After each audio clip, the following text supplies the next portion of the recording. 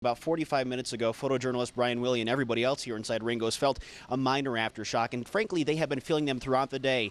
Last night's earthquake, though, it caused quite a bit of damage. If you look beyond the deli counter there, in between the 7-Up sign and the Coca-Cola sign, you will see a crack in the middle of the wall, and that was caused by last night's earthquake. But as we walk back here, and Brian, when you turn around, you'll see exactly a similar scene, a little split down this wall right here, caused by that earthquake again. And you see those little dots that are popping out on the wall? Those little dots are nails. The force was so strong last night when this thing shook that it actually popped them out. That had never happened before. And here on the ground, past our messy wires, you'll see this crack right here. This has been caused by earthquakes in the past, they say, and last night certainly added to it. Well, Bozzy, I'm right here along 83rd Avenue, and from where I'm standing, there's about 3 inches of water. If I were to walk about 500 feet down the road, it would be about knee deep, and I'm told that on 71st Avenue, which is about a mile away, it would actually come up to my waist. There is so much water along this street that fish are actually swimming across it. In fact, a man actually stopped here and told us that he saw a foot-long brown trout. Our Kevin Torres is outside. Kevin, what are the folks in that part of the state telling you? Well, you know, Kathy, some say that they've already seen 5-foot snowbanks. Now, it's no surprise here. I'm one of the shortest guys in the newsroom, only about 5'6", so I needed a ladder to explain this to you. By the end of the week, folks in Crested Butte and other mountain towns at high elevation could see 6 feet of snow. Now, that is a conservative estimate. The National Weather Service actually called businesses in town and told them that they actually could see upwards of 8 feet of snow. 9 News reporter Kevin Torres is near Berthoud and joins us now with his vantage point of this fire. Kevin? Adele, we talk about the vegetation and how dry it is, especially the trees, but we're also dealing with dry grass. And here's a good look at what we're dealing with up there. And of course, it is causing that fire to race through the mountains. In fact, when we first arrived here 2.5 hours ago, you can see where that smaller mountain is beyond the trees. That mountain in particular was up in flames. You saw the smoke covering it. I sure do. You know, the thing is, as you were saying there, Eric and Cheryl, is that this stretched back for months, going back to August, when they had a tip that Osama bin Laden might be hiding out inside this mansion in a rocky terrain area in Pakistan along the Afghan border.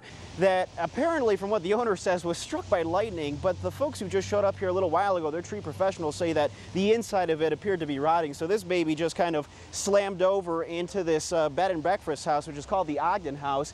Bozzy, last Thursday, Larimer County Sheriff's deputies responded to 3 rafting incidents in that exact area. There was a 4th accident, but rafting officials were able to rescue those folks who were in need of assistance. We're told that the McConnell neighborhood out here in LaPorte Kyle should expect to see quite a bit of flooding, maybe tonight into tomorrow. I told you guys on 9 News at 9 o'clock that this is the first time I have tried it, and I think I'm stuck in this position. I have not moved from this patio. I think I'm going to stay overnight here. Yeah, we're going to wait and see how it goes for you, and then maybe we'll try it. See, that's how it always works. Around this time, a couple months ago, you guys had me out here standing in the cold. You guys always use me as your guinea pig. Oh, we appreciate you, Kevin. We do. Sure, yeah. Thanks a lot. Sure. With more, Kevin, what did you learn? Well, Mark, we posed a question to those who are unemployed, and for those who need a job, we wanted to know one thing. If you could tell the president anything, what would it be? This is the land of opportunity. At the height of rush hour, when thousands of people are heading home from the office, you'll still find plenty of folks searching. It's difficult. And wishing for work. Dear Mr. President, my name is Joel Marlowe, and I need a job today. My name is James Coleman, and please look out for me, Obama, because I need a job. I'm out here struggling. I'm willing to work, just need to work. Desperation is a word that's tossed around. Mr. President, my name is Matthew Turner. But for many, it's the hand they're dealt with. I'm willing to do anything. If they could write their stories. I've been unemployed for about 3.5 years. I've been unemployed probably about 2 years now. And read them to the president. What a beautiful day. They would hear him out first. It's time to build an economy that creates good middle-class jobs in this country. And then they would say this. I think he can do more. But I think he's on the borderline right now, but we need some more help out here. I don't really follow politics much, but I heard that you're trying to bring jobs back. They're hoping his actions speak louder than his words. It's time to build an economy that honors the values of hard work and responsibility. I would really love a job that would be available to someone like me. And more importantly, they're hoping for a second chance. It's time to build an economy that lasts. In Denver, that starts now. Thank you, Mr. President. This is just so awesome. All right, let's get the family together. Okay, hang on just a second. Did you talk to Tim? That's Tim. Good, good. How about Boots? Boots should be here. Excellent. What about the other brothers and sisters? There's 9 of you, right? 2 of them live out of state and they're not here. Ah, okay, no worries. Still a good crowd. You excited? Will he be coming up? How excited? Just a little. Thought so. This is so awesome, awesome, awesome. Yes, it is. Imagine waiting for your loved one to come home just like those miners' families did. It's something special. A miracle has happened. Those guys have been under there for so stinking long, and they're coming up. And my brother helped do that. It's probably been a while since Julie has been this excited about seeing her brother. His approach is coming. There he is. But let's hold that excitement back for just a couple more seconds, okay? Okay. Thanks, Julie. Anyways, Jeff's family stood in line side by side. And you need a medium? Wearing matching shirts, waiting. Can we see him? Can we see him? She couldn't hold it back. Waiting for Jeff's arrival. Chile. We got him out in Chile. And when he finally came, well, this pretty much sums it up. How are you? Oh my God, you're so awesome, buddy. You are so awesome. Among the many who couldn't pull their eyes off Jeff was Jeff's son Dylan, Wherever there's problems, he goes. who calls his dad a hero. No, we're not. We just do our job every day. The real hero, as I've said before, there was one gentleman in that mine that took control, and for 14 days, had 33 guys live on 1 can of tuna fish a day. Jeff also thinks his colleagues are heroes. The other 3 men from Colorado who helped drill that hole and ultimately helped save those miners. I was glad to be able to get those guys home to their families. That's what meant the most to this group, family. Whether it was their own or the miners, it's all about family. It was absolutely a fairy tale come true because it actually worked out. From the front lines to the Front Range, a group of disabled veterans is defying all odds this 4th of July by traveling to new heights. They gathered in Boulder this afternoon to do something many wouldn't dare to try. 9 News storyteller Kevin Torres shows us their mission was a success.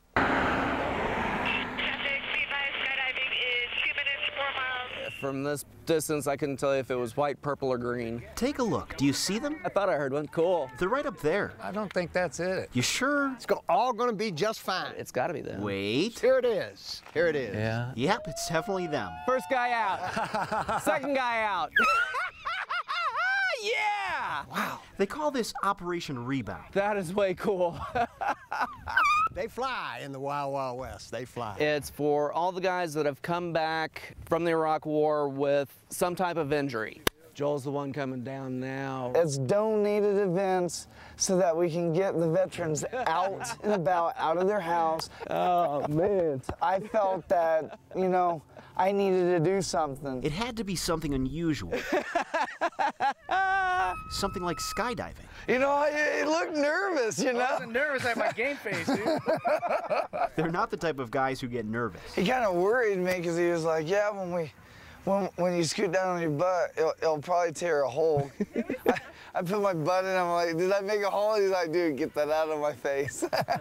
You wouldn't expect a disabled vet to jump from a plane 7,000 feet up. They're going to get a good view of Long's Peak right over there. But that's the point. There's nothing that a disabled person cannot do. Semper Fi, baby!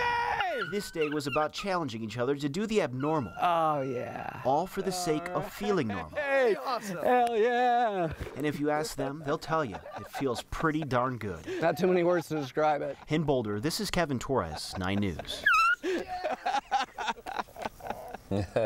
You can learn more about Operation Rebound Denver by heading to 9news.com and clicking on Kevin's story. If you are among the many who have lost some patience with the amount of construction going on in Colorado right now, well, a greater test of patience is about to come. The construction projects are not close to being complete. In fact, this week marks the halfway point for most of the projects. With more on what we can expect, let's talk now to 9 News reporter Kevin Torres. Kevin, it doesn't sound like you have much more good news for us.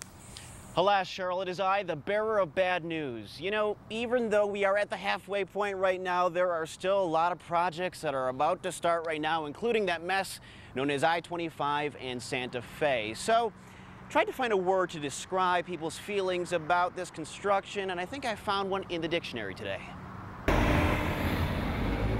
I think it's in everybody's way.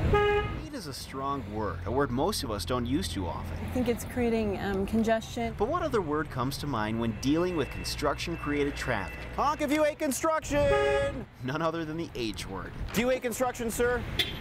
If frustration could be measured in honks, there we go. That's a person who absolutely hates construction. then this group's feelings would be as messy as the road they're driving on. People are going by so slow right now, and all they want to do is just honk. See? It is annoying, and it's causing congestion on all sorts of routes that you wouldn't normally see congestion. Carol Fleming is one of those drivers who lost their cool somewhere around Slow Boulevard and Annoying Avenue. Yeah, it's a bad time for all the construction.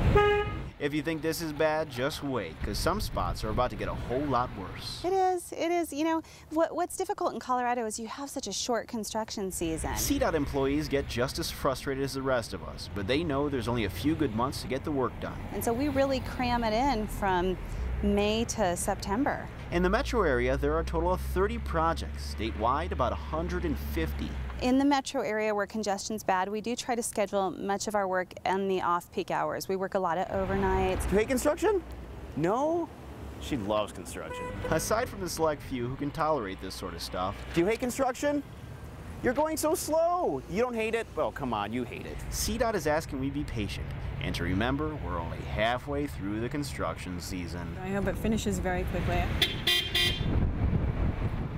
You know, if there is any good news, it is that you won't have to deal with that tomorrow being a holiday. Of course, a lot of those construction folks have the day off. Back to Tuesday, though. Oh, well, that's a different story. You're going to be dealing with those slight delays. However, if you go to 9news.com, click on that traffic button, it'll give you all the good, fast routes to go around all this stuff. Cheryl, somewhere in the CDOT building, there is an employee in a small office who is building honk if you hate Kevin Torres signs tonight. I know you are the most patient guy I know, so Revenge. I don't think you would. You obviously don't know either, me right? too well. Oh, sure. Kevin Torres, thanks a lot. Oh, that's a lot of paint. There are moments in our lives when the simple things Paintbrush just for you. tend to cover up the difficult ones. Look at my hands. That's not funny. Look at that's my girl. We search for ways to create life, You do the most beautiful paintings. even when life is fading away. We didn't want to miss out on 1 second of our life. It was only a few months ago when Delaney Wadsworth was diagnosed with a rare brain tumor. 3 months ago, it was only about the size of a golf ball. Since then, it has grown to the size of a grapefruit. It decides to start growing. It's fast. It's like we're not ready yet. You know, it's happening. Everything's happening too fast. Delaney's parents know they're running a race they cannot win. We don't know how to say goodbye. All they can do is enjoy the moments along the way. We took her to do as much stuff as we knew how to do. They traveled, visited family, bought her whatever she wanted. She wanted to have some farm animals and stuff, so we got her some goats and a lamb. They even gave her a birthday 1 month in advance, knowing she probably wouldn't live to see the actual date. I just cried. And I still cry. Because I'm really going to miss her. You're going to miss your children. They're not supposed to go before you. If there is any comfort for Delaney's parents, it's knowing their daughter has accepted and welcomed her fate. And she says, "Oh, Mommy, I'm so excited I'm dying." I said, "Baby, who told you that?" She said, "God told me." It's only a matter of days, weeks at best, before Delaney's sun begins to set. I can't imagine life without her.